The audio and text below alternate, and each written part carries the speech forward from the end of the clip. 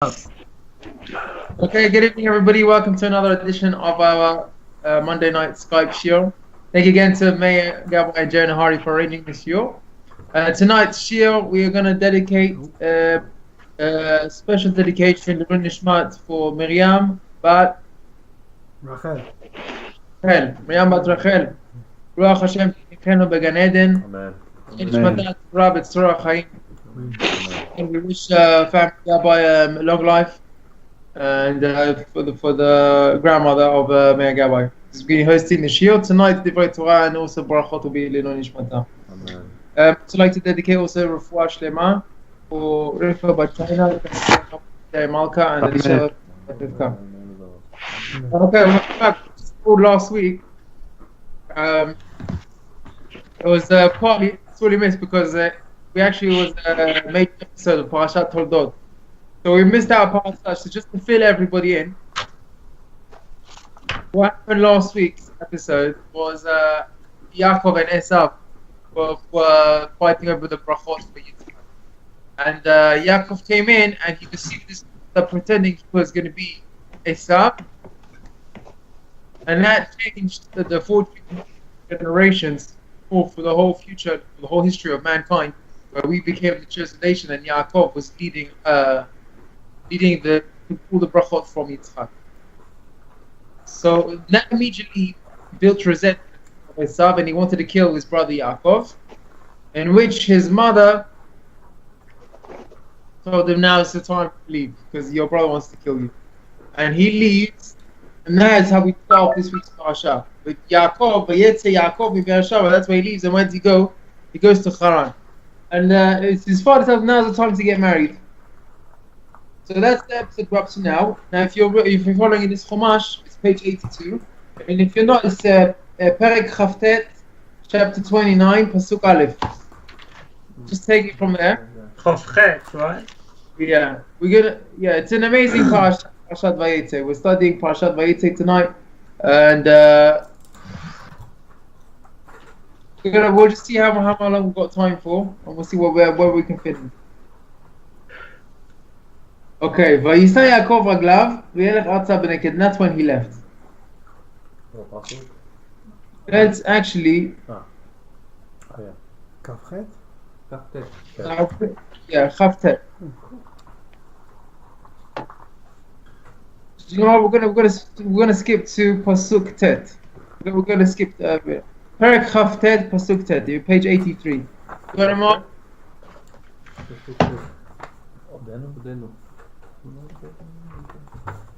Odenu medaber imam, v'Rachel ba im atzon asher avia kiroahi. This is the first moment of meeting where Yaakov meets Rachel. Right, he's out of the well. He's just helped. He's had the whole episode with the shepherds. And then it says, "Vayi ka'asher ra'a Yaakov et Rachel," when he first sees Rachel, his first sight. Bat Lavan achimo, his cousin.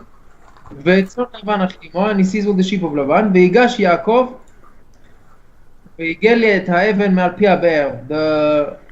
It was a time of drought, and they kept the water rationed. And upon the water well was a big rock. And he just removed, this rock needed 10 men to lift it up. But Yaakov, he was like super powerful, strong. He just came and just popped it off like opening a bottle. That's how strong Yaakov was. He was like big. He was big, Yaakov. ויגל את האבן מהפי הבאר, וישק את הצאן לבן אחי אמו. Now I want to draw your attention to the Pasuk Yud Aleph. Pasuk Yud Aleph. If you want to read that for me, have you got Yaakov? You got the Pasuk? Vayishak Yaakov. Yeah, what does that mean? Vayishak Yaakov leRachel. Vayishak. Well, he kissed her. He kissed her. He kissed her. I think I've lost the place. Where are we? We're in Perek Chavtet, Pasuk Yud Aleph. Chavtet, not Chet. Yeah, Chavtet, Pasuk Yud Aleph. Vayishak Yaakov leRachel. Vayisa et kolo vayef. What does that mean? Vayisa et kolo vayef. Crowd loudly. He raised his voice. Yeah. He started crying. Now can you imagine that the first time you meet your wife, you give her a kiss, you start crying. Yeah, but it's because he had nevuah. Oh, so very good. So let's just do one question at a time. Question number one: what's all the kissing about? I mean, you just met her now. You don't even know her name, and you start kissing. And it's not like love at first sight over here. What Yaakov Avinu is Kadosh Elyon. He's a big tzaddik. He meets now his cousin for the first time. Vayishak. Bit forward, isn't it? Really. Well, he had like he knew it was like a meant to be at first sight kind of thing. No, but she was his family. Why wouldn't he? Oh, so the Rishonim have got a few different approaches. And second of all, what's the crying about? How do you explain the crying? Because he understood they won't die together. They won't be Oh, buried. so very good. So I want everyone to take a look. Let's take a look in Rashi. Before Rashi, let me just fill you in beforehand. Rashi talks about the crying, but what about the kissing? So the Rishonim talk about. Let me just find it 1 second.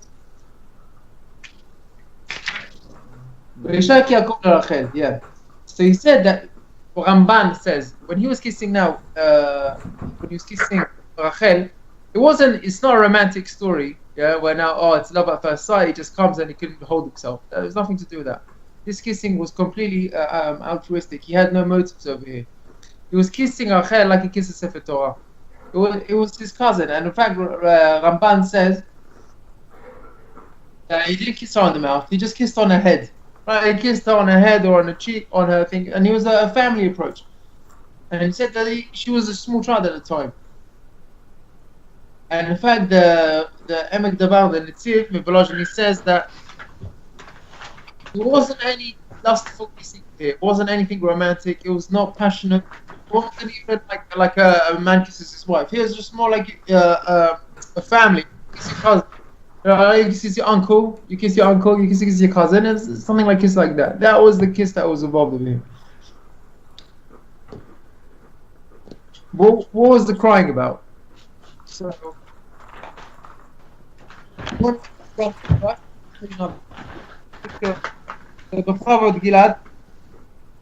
So he had a Ruach Nevuah. He saw that she would die many years before him. So let's read Rashi inside. Sorry? You got Rashi? Yeah. Yeah, go בכבוד.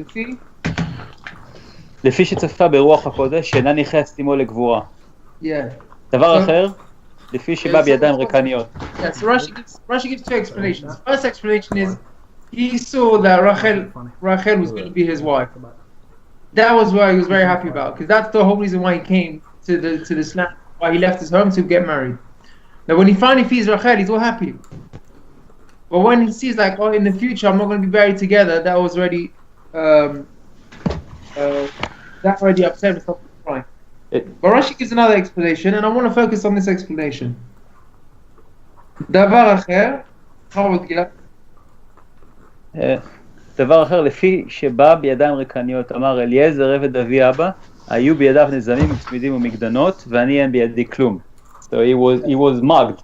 He got mugged by Esav's son, and he came with empty hands. Exactly, he came empty-handed.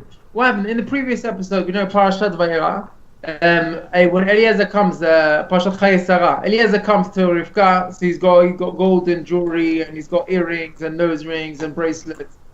And he comes. That's how you treat a bride. You need to spoil her, make her feel good with all that. Now he's coming empty-handed. He's got nothing to hand over, so he feels, what am I gonna do here? How am I gonna impress the lady? How am I gonna get her to come and convince her to come with me? I've got nothing. Also, you feel embarrassed. You feel embarrassed that you're coming with nothing.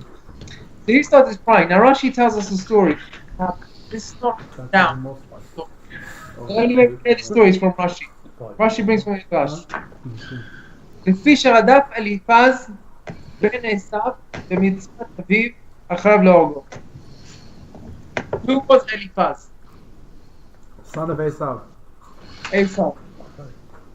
So what was the story of it? What did Esav tell Eliphaz to do?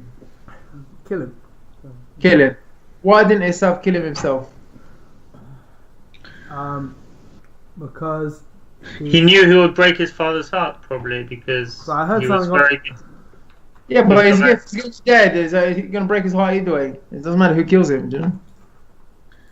Yeah, but when you take someone's money, it's like you killed them. So he took all of his things. But because Yes. but if he would kill Yaakov while his father is still alive, so it would be I against know.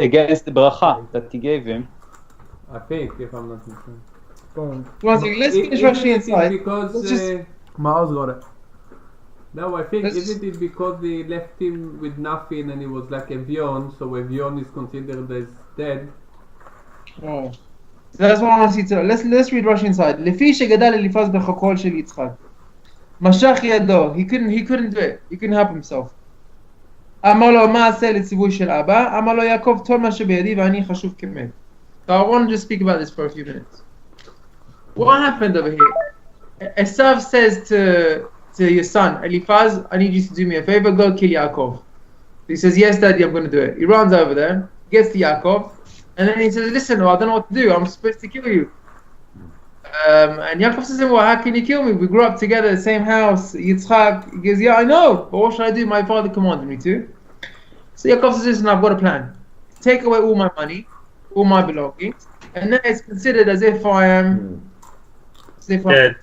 And that's really interesting because that's actually under the assumption that Yaakov couldn't kill Eliphaz and just continue with his life, right? So just to show that actually it's not only that he didn't kill Eliphaz, he let him go back with an intelligent story. Yeah, why did he do that? We were just talking about how Yaakov. No, because he could kill Eliphaz. And it would be justified. Why didn't he do that? The defense. Yeah, 100%. Go on, Mara, what did you want to say? No, I just said once he took all his possession, he was like Evion, like Ani, and that's like by the Torah. That's good as Was- dead. was he good try- as dead. Go on, Mayor. This may not be. This is just an idea. Was he trying to get out of the prophecy of his mother? Oh, very good. Go on. His mother said, "I don't want to lose both sons in one day." So he was Yeah. prophesying that on the day that one of them died, the other one would die. So maybe he was trying to Exactly. get out of it by saying, "If my son goes, then I can trick her or something." No, but you answered Gilad's question, though. Oh, okay. Gilad asked Yaakov, why didn't Yaakov kill him himself? There was a nevuah that Rivka knew that both Yaakov and Esav would die on the same day.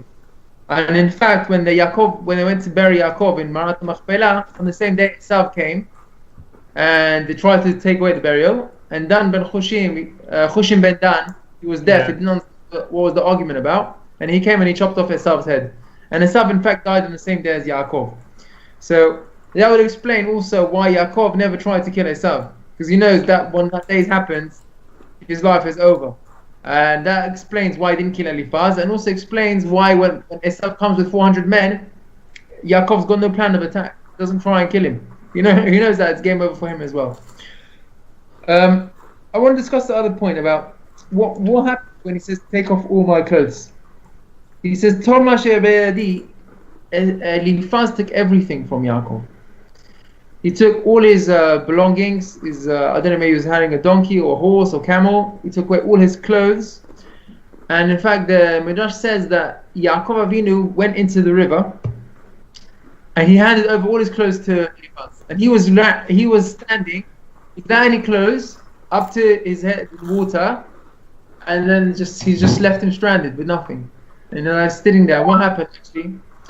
The story was that a man came riding on a horse and tried to cross the river, and he died and he floated in the river, and that's how Yaakov came and took all his clothes. That was the story. And then from then Yaakov, when he got dressed up as this man, he was scared that people would think that when he's wearing his clothes, they're thinking that he killed the person on the horse. And that's why he took his clothes. So he ran away. Where did he run to? Yeshiva. Very good, Mayor. He ran to Yeshiva. For how long? 14 years. 14 years. So he was studying there. So a few things just to point out in this week's parasha, and it's just in this episode alone. First of all, you see Eliphaz, even though he's very close to Yaakov, and you see obviously he couldn't bring himself to kill, but he still took on the mitzvah of his father. He said, okay, if that's what you want me to do, I'll go and do it. And when he came to Yaakov, he said to him, "Listen, I don't mind not killing you, but what should I tell my dad? My dad said I should kill you. What should I do?" And you see, all he cares about is doing the mitzvah of Kibud Av Va'em. Right? Or did And he I fear want him? Sorry? Or did he fear him? Who? Eliphaz feared Yaakov. No, his father. It doesn't seem to be like that, because you see, from Rashi, you could have just turned him down and said, "Listen, father, I can't do it," or you could have found something else. You see, he actually did want to fulfill it. He could have just said something else. Yeah, I tried, or I didn't catch him, or I killed him. He made up a story. But he really said, he said, "Take all my clothes, and ani chashuv kemet, a poor man as if he's dead, considered dead." So you see, he had a tremendous value for Kibud Av Va'em. Now, just as a side point, where did Eliphaz get this from? His father. His father. What do we see from Esav? For example, that he didn't kill Yaakov immediately, or the way he respected his father with the. Because he waited. No, I'm saying, first of all, because he waited, and second, because when his father sent him. Materialistic, no? Yeah, but So it's all about he did one mitzvah. But one did mitzvah he did beyond others. Is that me or Joe? That was me. Hello? Oh, that's you. Okay, very good. So Esav, he was a star in one mitzvah. Okay, he wasn't a tzaddik in any way, but there's one big mitzvah that he had was Kibud Av Va'em. And Kibud Av Va'em, he would honor his father, and that's why he was close to his father, and that's why Yitzhak actually wanted to give a bracha to Esav, just because of this one mitzvah. Now, how far did it go, this mitzvah? So one thing Gilad said, you see that Esav didn't kill him straight away. I think also Uriel said, out of respect for his father, because he didn't want to upset his father on the day, and he was held in his grudge just to not upset his father. So you see, he had a tremendous respect for his father Yitzhak. And also, I don't know if you know about this, but Esav, he actually never left Israel. He never left Israel, and that is also why he never chased Yaakov. Why did he have to send his son? He could have gone himself. And that's why he waits 35 years until Yaakov comes back to Eretz Yisrael, and then he confronts him with 400 men. What was he waiting for so long? Why is he just coming now? Because only now Yaakov comes back into Eretz Yisrael. Once he comes back into Eretz Yisrael, that's when Esav comes to attack him. Now, why did he do that? Why did Esav just not leave? If you really want to kill him so much, just go, take a day off, go. Come back. If you love Israel, you can go out for a couple of minutes, come back, you haven't left Israel. What was his reason for never leaving Israel?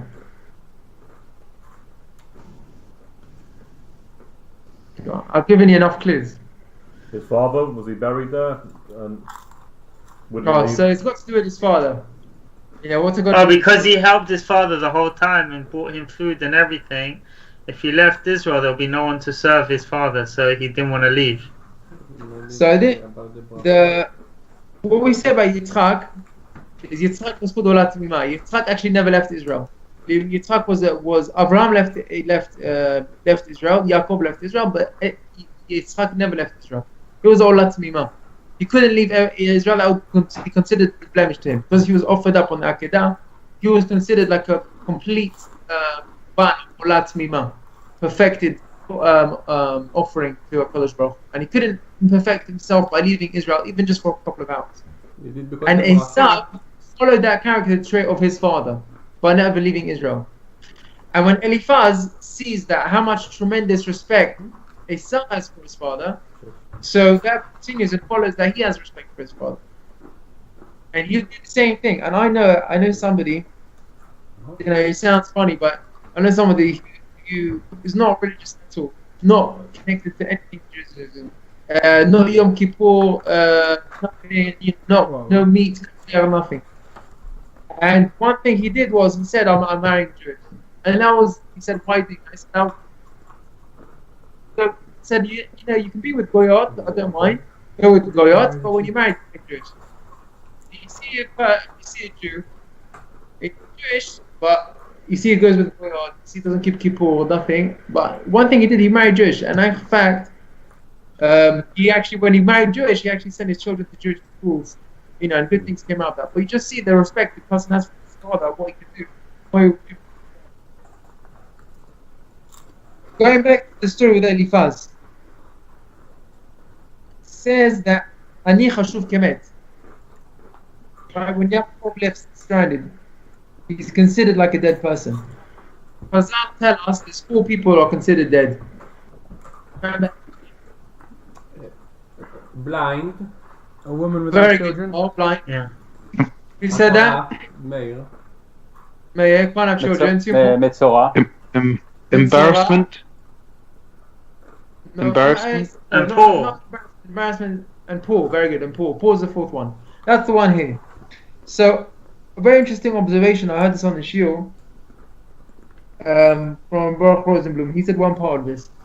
He said the 3 fathers, Avraham, Yitzchak, and Yaakov, said all 3 of them, they passed a phase in life where they were considered dead. How do you see that? Yaakov, where do you see that? Poor. When he Right was here. poor now. Right, yeah. He was poor now. In this stage of life, he was considered dead. So where do we see that by Yitzchak and Avraham? Well, Yitzchak Yitzchak is Yitzchak is blind. blind. Right? Abraham couldn't have children. Abraham- Abraham. Very good. So that's the easy one. Yitzchak was blind. That's blind is considered like dead. And Avraham Avinu didn't have children till a very old age, till he was 100, till he was 90. So very interesting to think of that. But why do you think that is? So I want to share, this is really my own idea. I didn't see this written inside.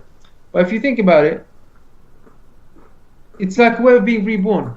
Right, in the service of Hashem, these 3 forefathers, the 3 forefathers, you know, the founders of our nation. You know, in some stage they were reborn, and it's like they owed all their life to Hakadosh Baruch Hu. Right, I was left without Yaakov Avinu was left without penny, and then some people come through in a rich wealth. Yitzchak, he's lost his blind, he's lost his eyesight. He was considered like dead. Even they continued to live. And Avraham Avinu, he had no children, and then suddenly Hashem gave him the gift of having children, and he forefathered all, most of the world. Avraham Avinu. So I was just thinking, in our personal lives, how do we relate to that when we in our service of Hashem? The way we have to devote ourselves to Hakadosh Baruch Hu. So if you think about it, I'm not saying anyone should go and be poor or be blind, but if you think about it, when you're blessed in life, and you're blessed that you make a earning, or you just you've made a good deal in business, or you got some extra money, so Hashem is now stopping you from being poor, and that's like saving you and like being you relived. When you have a child, I know I felt tremendous closeness to Hakadosh Baruch Hu when I got blessed with my son, my first son, or when I got. When you achieve these blessings in life, when Hashem gives it to you, so to recognize that as a gift, think about it. Without this child, I'll be like lifeless. Without this parnasa, I'll be lifeless. Without the gift of sight, and also the gift of sight, not only a physical sight, but sometimes your eyes can be revealed in a different way. Sometimes you can see light in a different way. Also, like religiously, something you see the beauty of the Torah. You see the beauty of learning Gemara, and that's like opened your eyes, and you feel like you're born again. Or even when you see light again in a relationship, when you be able to rebuild it. And now, that is showing the light is like giving a blind person sight. So, if you acknowledge that and you appreciate that to HaKadosh Baruch Hu, then you can become like the 3 forefathers that they were given the Chashuv Kamet, and they still continue to serve HaKadosh Baruch Hu with even more devotion. Now that's just a side idea, side point. But let's go back to the story of Eliphaz. Yeah. So there's a saying of Akol letova, gamzu letova. Everything is for the best. So what happened when Yaakov was approached by Eliphaz? He was meant to be killed. That was what he set out to do. Now I'm sure Eliphaz, when he came with his weapons, he came with his, I don't know when he came by himself, when he came with a few men, but he was ready to kill. And he knew Yaakov was a strong man. Obviously he came ready to do the job. And Yaakov was saved. And even if he was left like stranded, but look at the good thing that came out of it. What came out of it that was good? Yaakov went to yeshiva for 14 years. Exactly.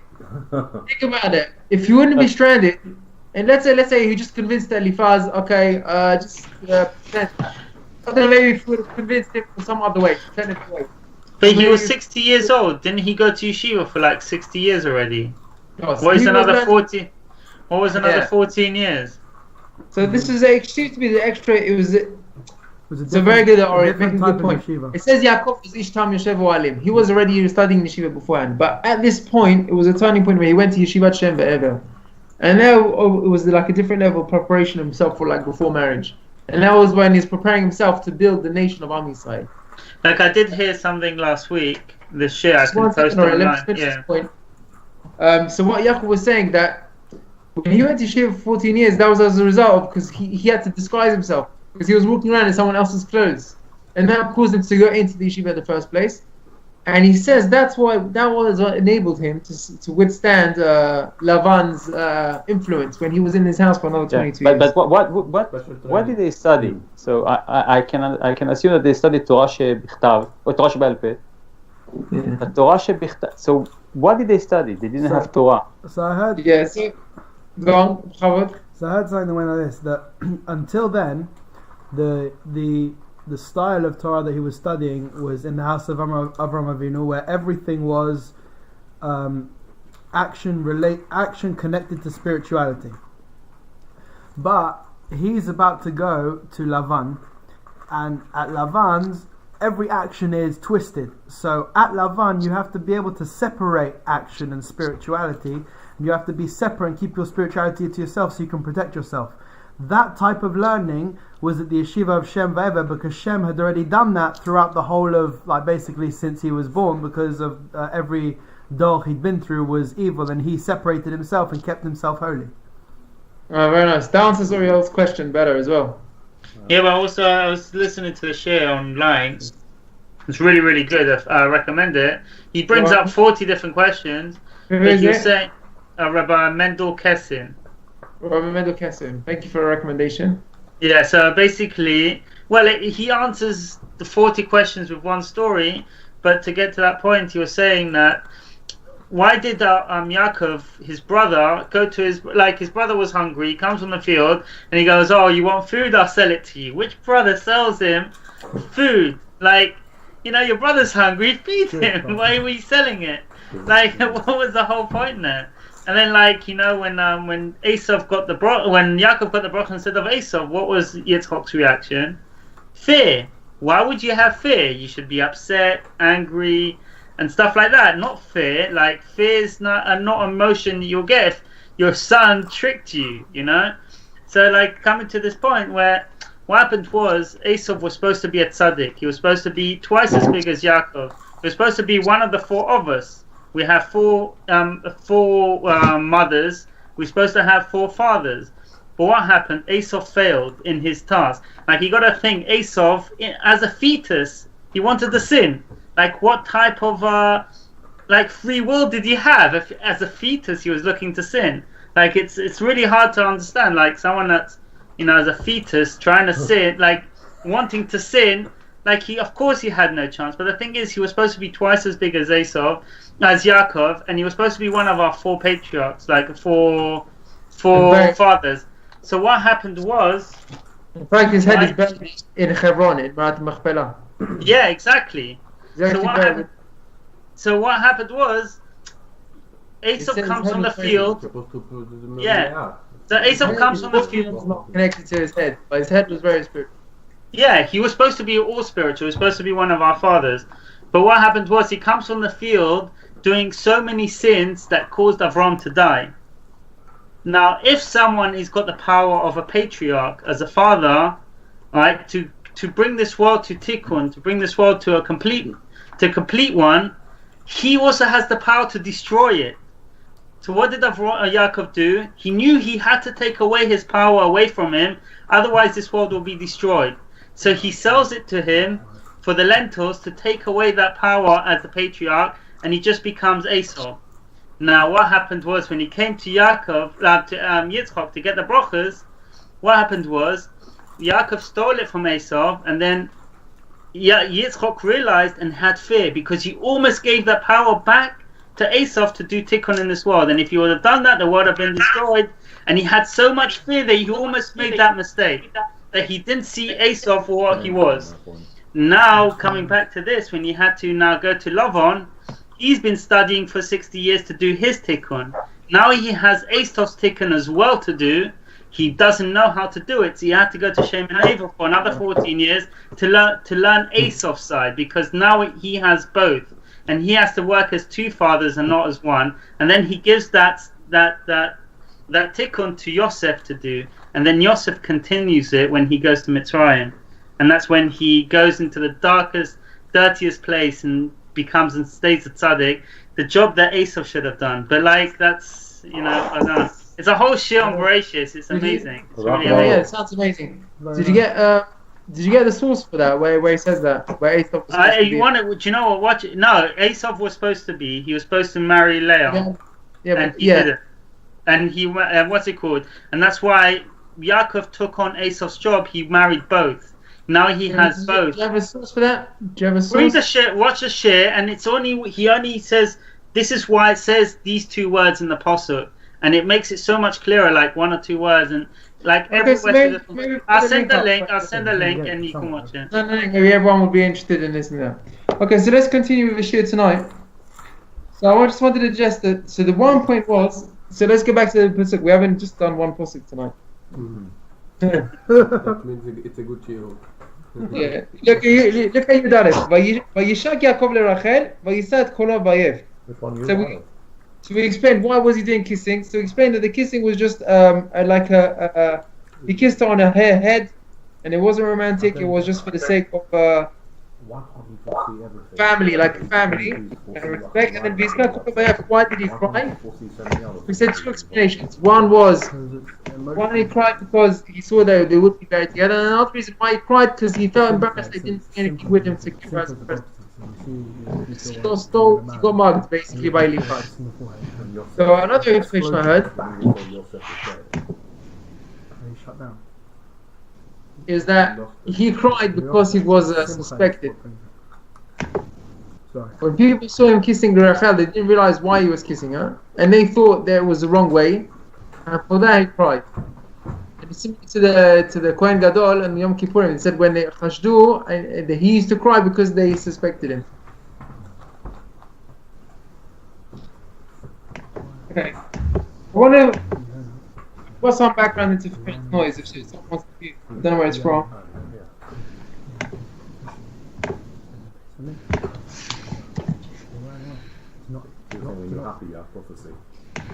Okay, let's continue. V'yaged Yaakov leRachel, Yachi Aviyahu. Well, what's Yaakov's first opening line? He says to Rachel, listen, I am Achi Aviyah. I am the brother of your father. You got that pasuk Yud Bet. Yeah, well, it's just a lyric way to describe that they are relatives. Oh, so first of all, Gilad has got a question and answer. Alright, you got it already in one shot. What's Achi Aviyah? Achi Aviyah is your brother of your father. He's not her father's brother. He's not her uncle. It's the first cousin. So Gilad's already answered there, and he says it just means that they're related. And that's what the Rashi tells us. Go on. It's not like Abraham and Lot. He called him Achi. Oh, very good. So let's take a Rashi. That's what Gilad said. Maybe he's saying I know who your father is and I can handle him. Oh, very good. So that's another shot. Look at Rashi. Very good. Look, what's Rashi saying?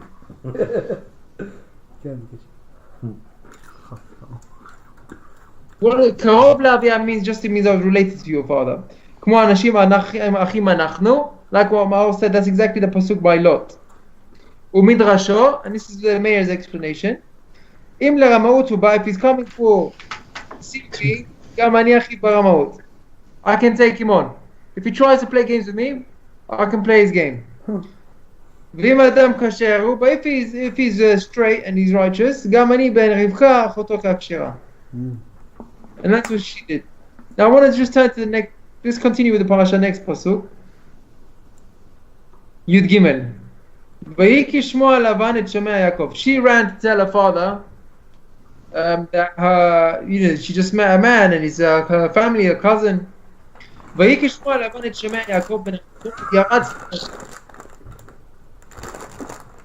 וירץ לקראתו. He wanted to see the camels and the money. So one second. So Vayaratz means you ran. So now do you remember when we studied Parashat Vayera, we said Abraham was running for the mitzvah. We said Ishmael was running for the mitzvah. And we said by Rivka when she was running for the camels.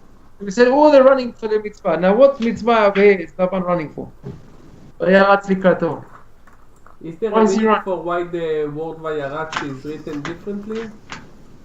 What do you mean differently? Like there is a gap between the Vav Yud and the... No, it's not really a gap. It's not really a gap. It's just because of the vowels at the bottom. Nothing, okay. Why is he running?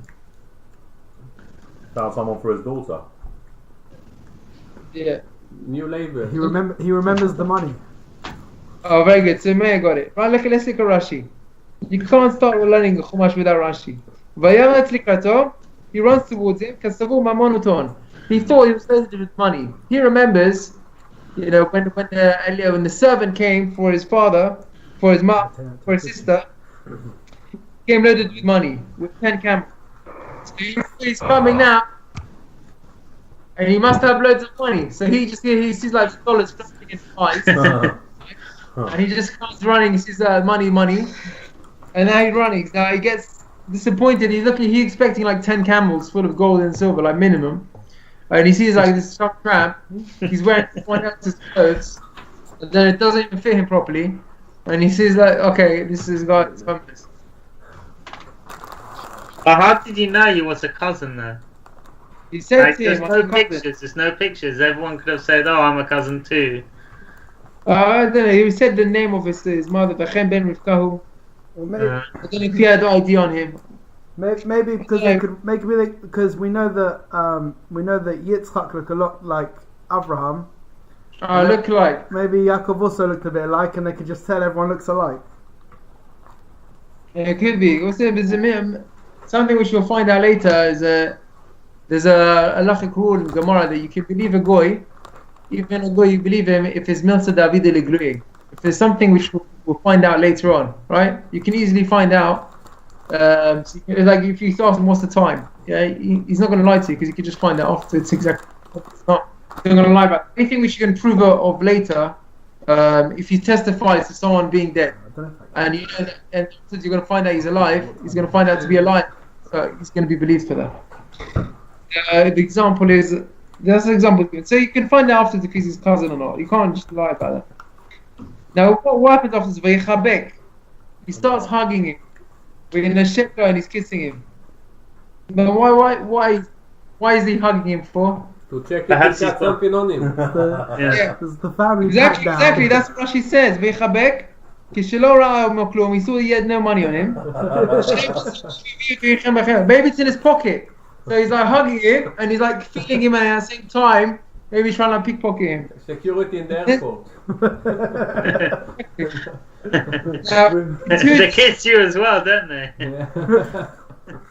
So he was disappointed. He saw what he has got no camels, he's got no money in his pocket. But in a shekla, and he started kissing him, right? He does kissing on the cheek, and he's tried to feel in his mouth. Look what Rashi says. Shema Magila Tivim Befiv. Maybe he's got some jewels in his mouth. That's what Rashi says. Unbelievable. You see, when somebody's just he's going for the money, and all he sees in his eyes is money. He doesn't stop. Yeah, he should have got the hint in the beginning when he sees him dressed like a tramp. He's got no money, but he still goes for it with the hugs and his kiss and trying to find out. At least he's polite about it, It could have been worse. Give me your money. Jewish Lavan? So he didn't find any money. He made him a slave, right? So it's so that's the continuation of the story. It was Lavan Jewish. So Lavan is not Lavan Avinu. Yeah? Why do we call him Lavan Avinu? He's actually the grandfather of all the Shvatim. Just like Yitzchak was the grandfather of all the Shvatim, all the tribes. from the Yaakov side. He was the father on the other side. But in fact, there's no relations between us and Lavan. No, you have to have Torah. And why is that? The Midrash says that all the four mothers, They all became Gerot. They converted. And to convert, you lose all your family relatives. yeah. So not only that, they're converted, but they're all barren, and none of them could have any children. So the fact that they were not naturally able to have children, and it's only the miraculous way they were able to have children. So the children was actually miraculous and got no related to the grandfather. See that? It's like now the reborn given a chance to be rebirthed, and that breaks like the fact that they were barren. That disconnects them from the previous descendancy. Also, Avraham Avinu was Ariri. Avraham Avinu was barren because also he was a son of Terach. But Yitzchak and Yaakov, they were both. Yitzchak was the son of Abraham. He had both parents. And Yaakov also had two Jewish parents, Rivka and Yitzchak, that he wasn't barren.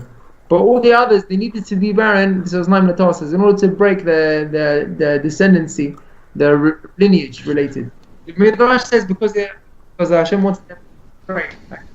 But I want to do with you one more thing.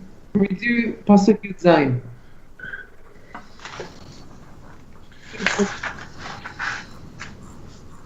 And then we'll share Gemara with you, and then we're going to end off this year.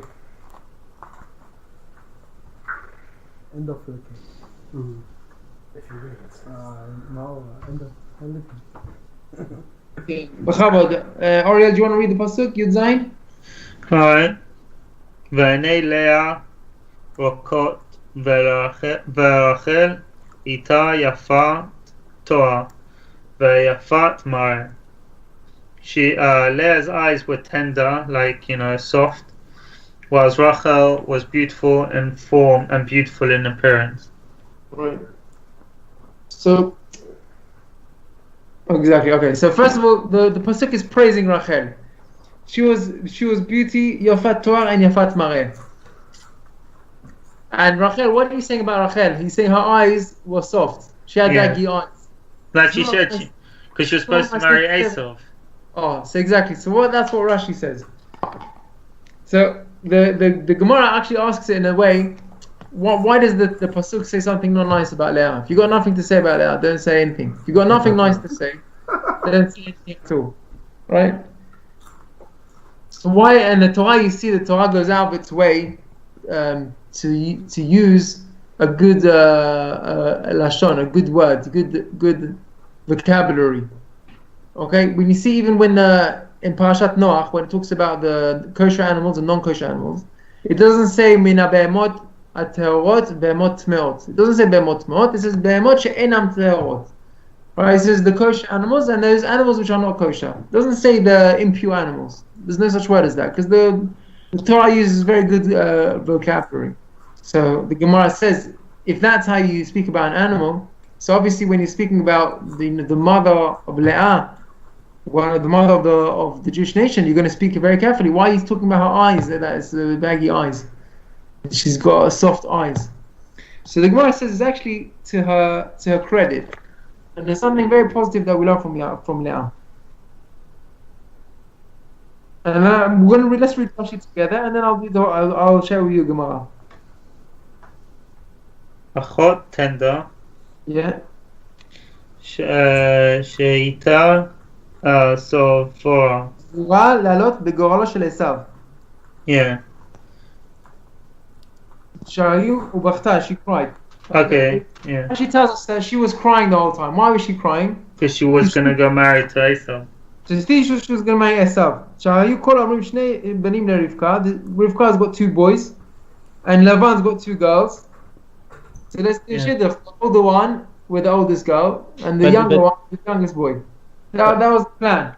So that's the end of what Rashi brings But didn't they know that? So it was not clear that actually they switched and he took the bracha and he ran away. So they didn't hear about it. So how does it work? They knew about it. Oh, so very good, Gilad.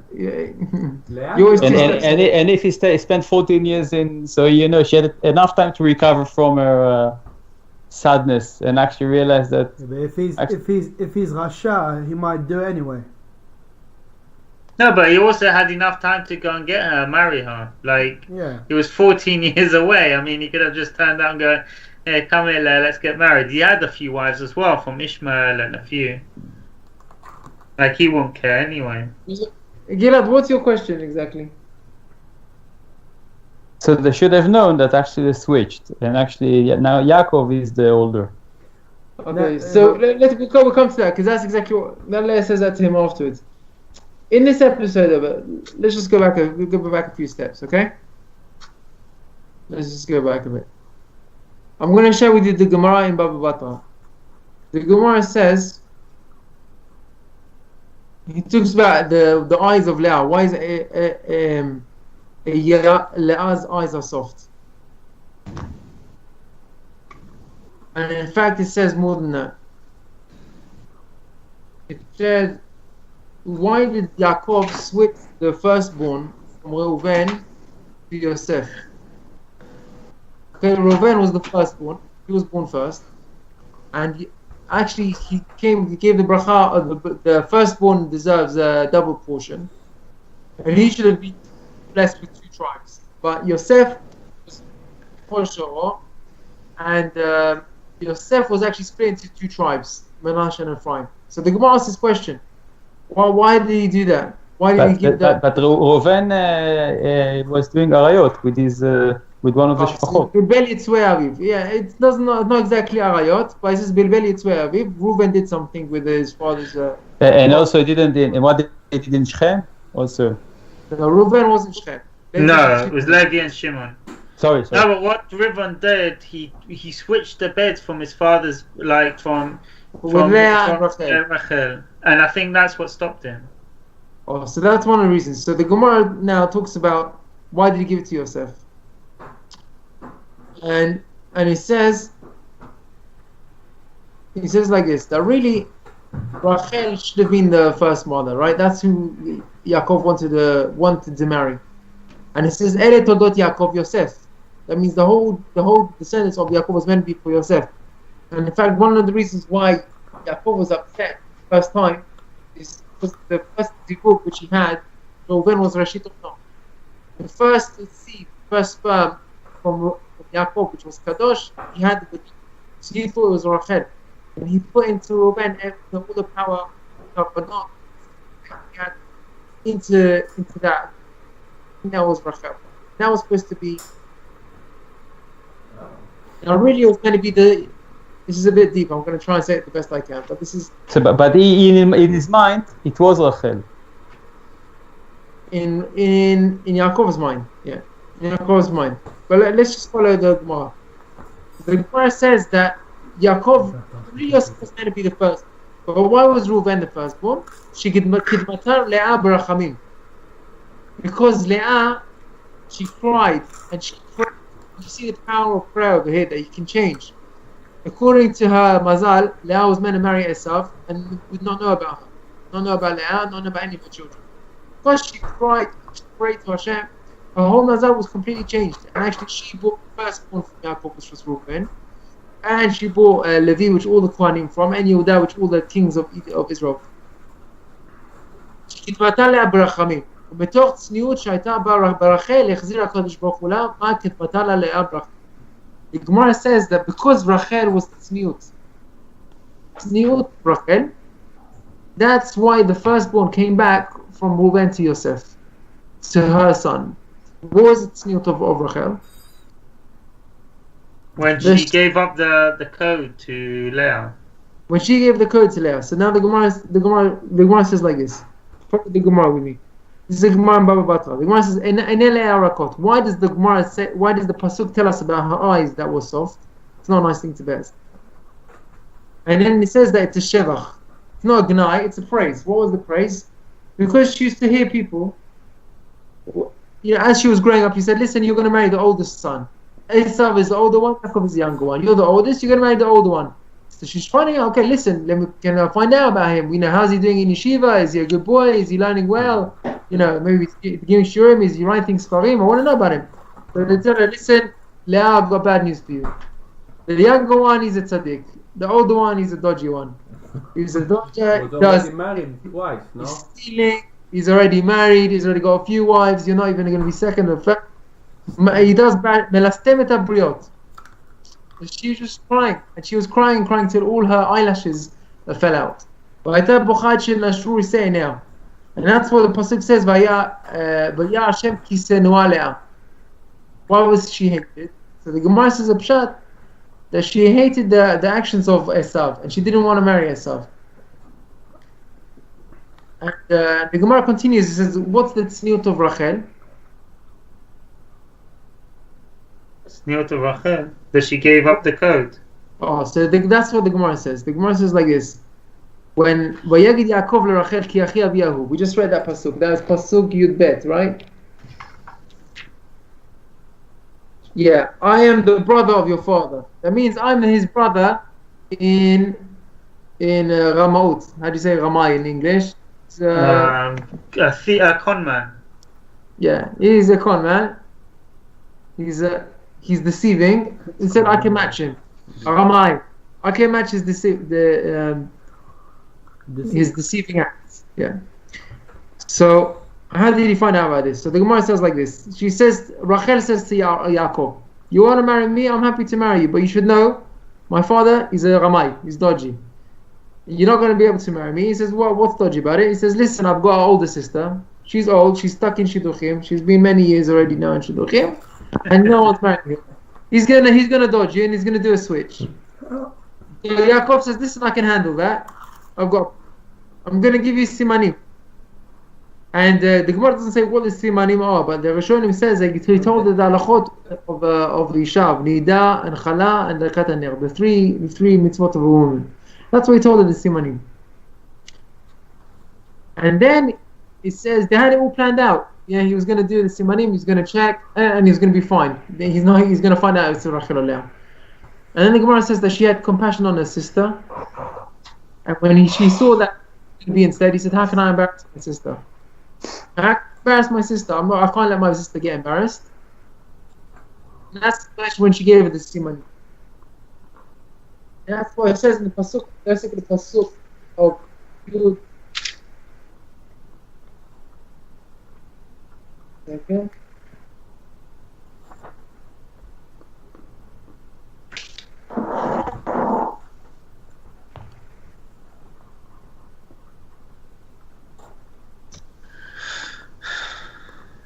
הפסוק says, בבוקר, ויהי בערב ויקח את לאה ביתו.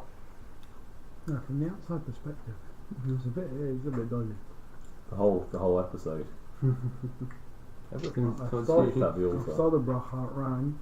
You and me got signs. Now I'm gonna switch. So who's on his team? Yeah. So look at pasuk Kafei. ויהי בבוקר, והנה היא לאה. Suddenly, sees in the morning, it's Leah. Why is it suddenly in the morning? Because in the night, he was convinced that it was Rachel. He had signs, he had simanim, and he gave them to Rachel, and that's what he's going to do. So, the whole story is very funny why we do it. But we have to remember we're talking about Lavan, and Lavan is with Rachel. But let's just speak about the side of Rachel and Leah, and the side of Yaakov. They are all tzaddikim. So, why did Rachel decide to do that? Why did Rachel, he decided to give up all the sin? Because of the schut of Rachel, that's how everything came back to We had the whole lesson about it last year. Oh, so last year I mentioned different. So now I want to. Oh, very good, you remember it. Mar, do you want to repeat it? Oh no, yeah, we talked about the schut of Rachel, about what she did, like basically Saved our lives. What she gave up? No, it's more than that. Actually, בית המקדש השני, שיבת ציון, was because of Rachel. Oh, exactly. The whole thing, everything was b'schut of Rachel that she gave up. But what did she do? Let's just say the one line of it. I'm just going to focus on one thing of the Gemara. She thought she was going to then get Esav. Yeah, but look, the Gemara said tzniut. What's the tzniut? She just kept quiet. And you see here, there's a times where you just need to be quiet, and that's what it is. It's considered like you've done the greatest things. And the Gemara says that בזכות הצניעות of Rachel, it came back to her the Bechorah, and she's going to bless it. Okay, I'm going to talk about something else. What happened the next day? The next morning, Yaakov wakes up with Leah, and he's like shocked, like, Leah, what are you doing here? He says, how can you do this to me? Yeah? I've been working for 7 years for Rachel, and you just pop in over here in my bedroom. And then, and the dad Zakarim, he says, he called her Ramait Bat Ramai. Wow. You are a con artist, daughter of a con artist, yeah? Ramait Bat Ramai. You're the daughter of you're a con artist of a daughter of a con artist. Yeah, that's what he said to her. And he said, I called out to you in the night, and I said to Rachel, and then you say you playing along as if everything's fine. What does Leah respond to Yaakov when he says that? I learned it from you. You con someone first. Oh, very good. Where did you say that? Because of Esau. He said, I learned it from you. He said, you went to your father and you said, I'm Esau and you're not Esau, you're Yaakov. You pretended that you're Yaakov. So how did you do that? So I learned it from you. Where did I learn it from? I said, listen, I've got an opportunity over here, and my father's telling me to do something. Should I do it or should I not do it?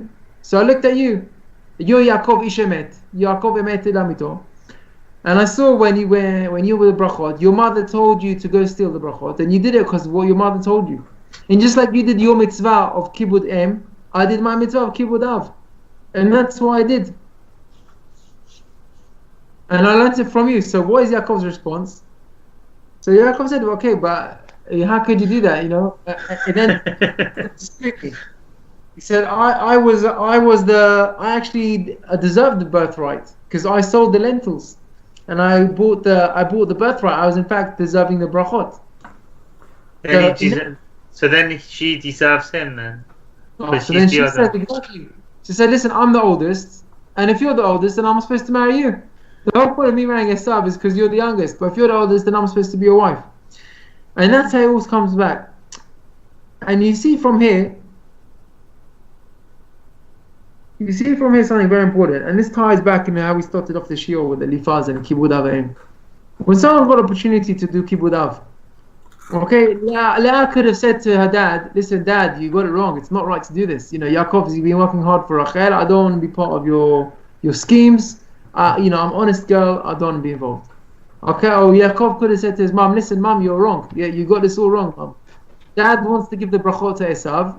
Dad knows what he's doing. I'm not lying. I don't want to lie. I don't want to do anything dodgy. He could have done that. What would he have lost out? He would have lost the whole future of Am Yisrael. What if Leah lost out? She would have lost out the merit that she had all the tribes of Israel. And you see that, you know, when a person listens to his parents, that's what the pasuk says. Lemani tavlach verachta yamim. It's the bread. You're not going to lose out by listening to your mom and dad, right?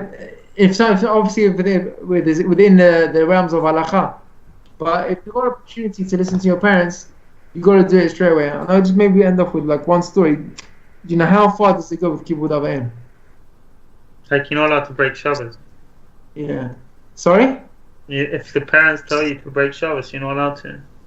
So then you're not allowed to. But something which is allowed. Then there's a mitzvah to follow with your parents. Let me 1 second, I just lost something.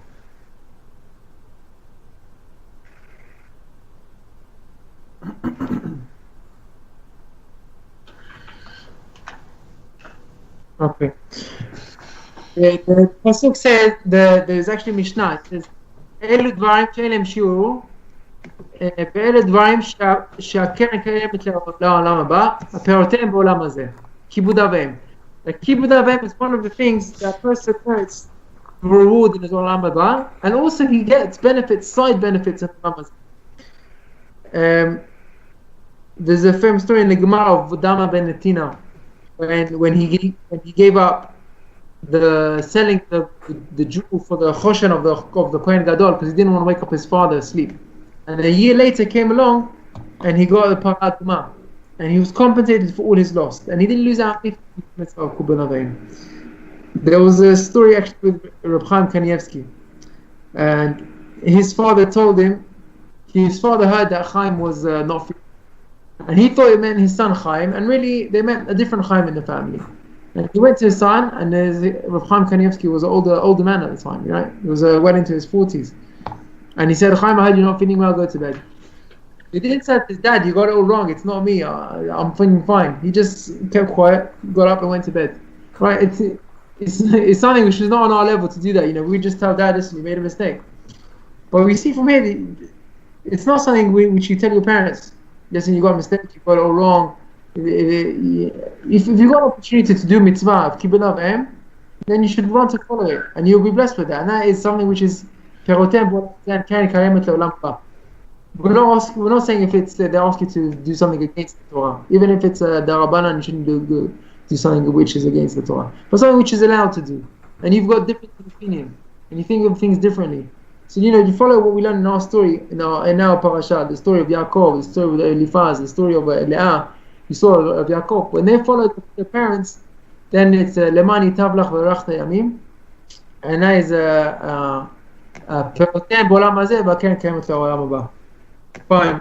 I hope you enjoyed tonight's share. Thank you all for joining us. Thank you. Thank you for everybody participating. And I send the link on WhatsApp so you can watch the share. Thank you. Very, very much. And Bezat Hashem, thank the Gabbai family for hosting tonight's shiur. And we look forward, Bezat Hashem, next week to do Parashat Vayishlach together. Wish everyone Laila Tov and Matzlah. And thank you very much. Thank you, Rabbi.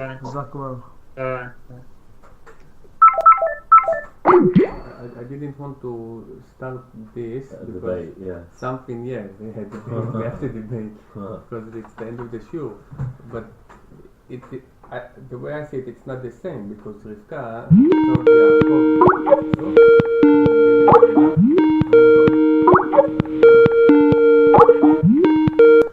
Yeah, how are you? Yeah, is everyone back?